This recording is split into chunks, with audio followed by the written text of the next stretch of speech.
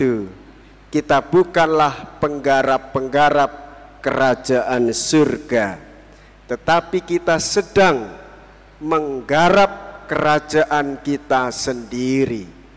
Ego kita yang kita kedepankan, nama kita yang kita tonjolkan, gengsi kita yang kita utamakan. Saudara, Tuhan Yesus tidak menginginkan hal itu.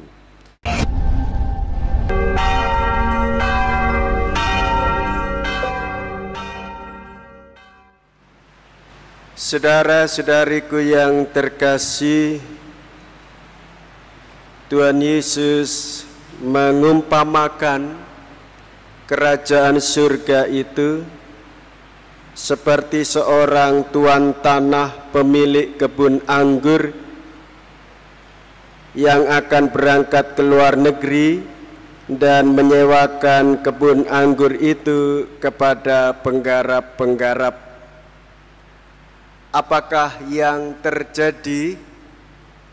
Yang pertama, Tuhan Yesus hendak memberikan kritik kepada imam-imam kepala dan tua-tua bangsa Yahudi melalui perumpamaan ini.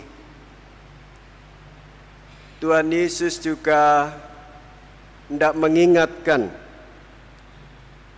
kepada bangsa Israel supaya bekerja mengalami kerajaan surga dan juga mengalami sukacita. Kerajaan surga adalah kerajaan di mana Allah meraja di dalam kehidupan, baik di surga maupun di bumi, dan juga di dalam hati setiap orang tanpa terkecuali. Orang baik Tuhan meraja, orang jahat, orang tidak baik Tuhan tetap meraja. Sejauh ada cinta kasih, maka disitulah Tuhan meraja. Sejauh setiap manusia punya hati, disitulah Tuhan meraja. Persoalannya apakah setiap orang punya hati? Punya.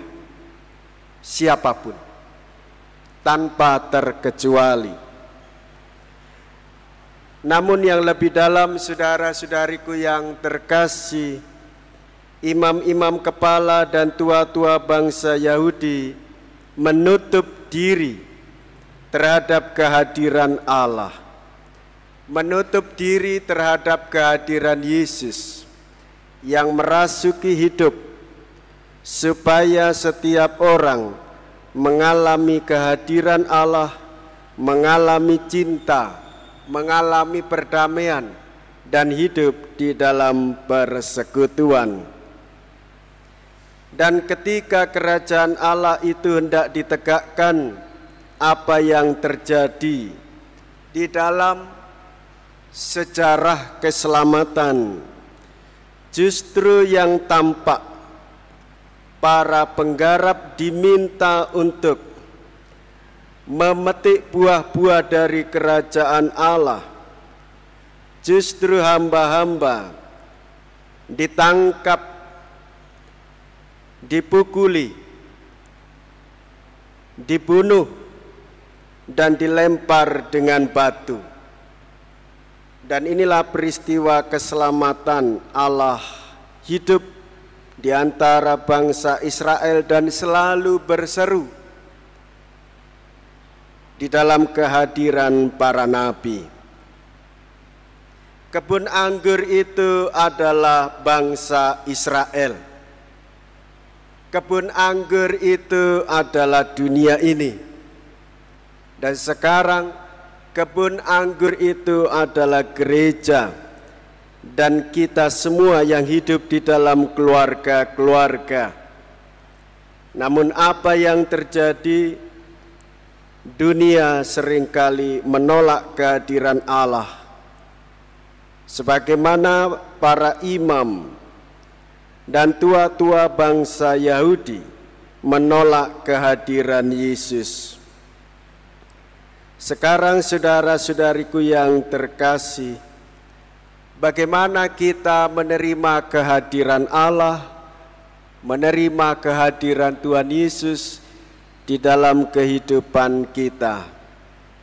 Jika kita sebagai orang-orang beriman tidak mengalami sukacita pada saat yang sama, hendaklah kita mengambil waktu merenungkan iman kita di hadapan Tuhan. Jika kita sudah mulai surut mengalami cinta kasih Allah dan mencintai sesama di dalam kehidupan keluarga kita, ambillah waktu lebih tenang di dalam doa-doa pribadi dan mendengarkan sabda Tuhan.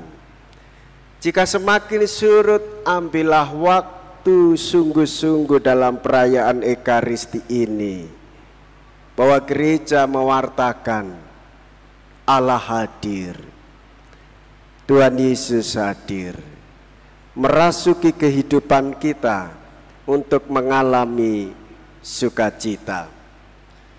Saudara-saudariku yang terkasih, janganlah sampai kita bersikap seperti para penggarap-penggarap, menangkap, memukul, dan membunuh, serta melempari batu para utusan Tuhan.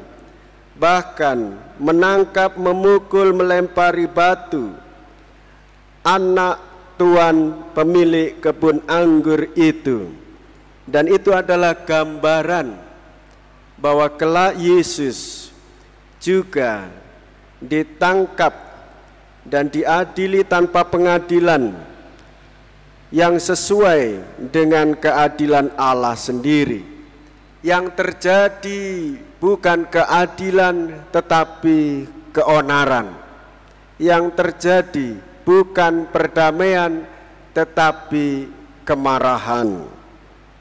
Tua-tua bangsa Yahudi dan para imam kepala menangkap Yesus sampai pada akhirnya ia disalibkan di Bukit Golgota.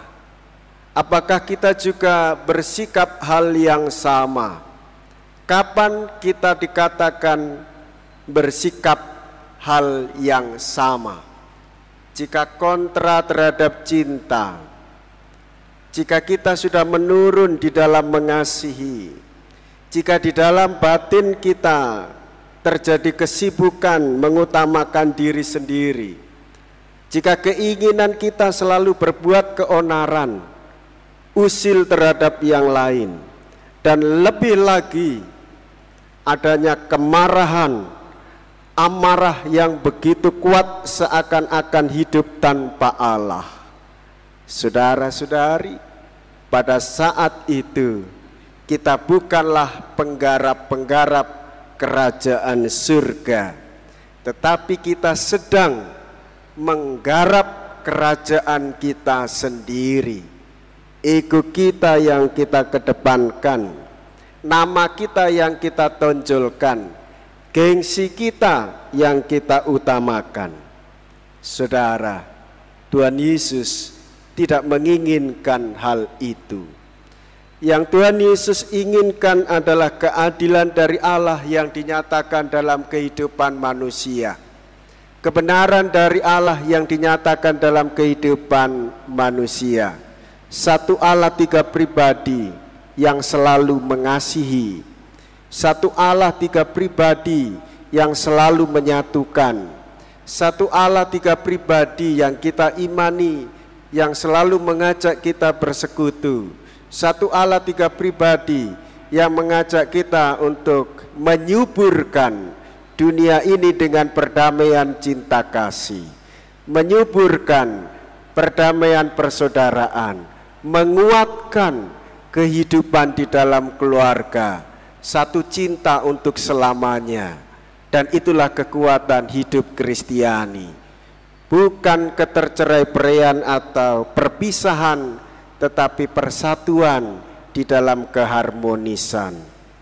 Saudara-saudariku yang terkasih, mendengarkan sabda Tuhan hari ini kita semakin dikuatkan. Jangan sampai kerajaan Allah akan diambil dari kita sehingga diberikan kepada orang lain. Pertahankan iman, mempertahankan kerajaan surga. Menumbuhkan iman berarti menyuburkan kerajaan surga. Menyuburkan iman berarti ada satu harapan bahwa Allah selalu merajai kita, merasuki kita, sehingga berbuahlah kebun hati kita dengan anggur-anggur yang manis, anggur-anggur yang nikmat, anggur-anggur surgawi yang kita bagikan kepada sesama.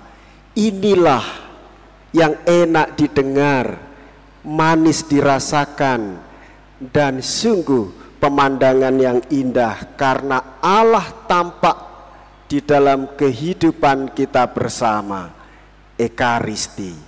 Dan kita diutus untuk menyatukan setiap orang di dalam persaudaraan ekaristis. Berbagi, terus berbagi, dan menyatukan orang di dalam kebersamaan sebagai satu saudara.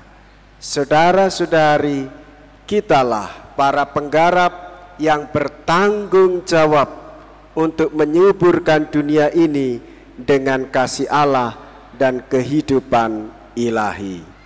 Tuhan Yesus memberkati kita semua.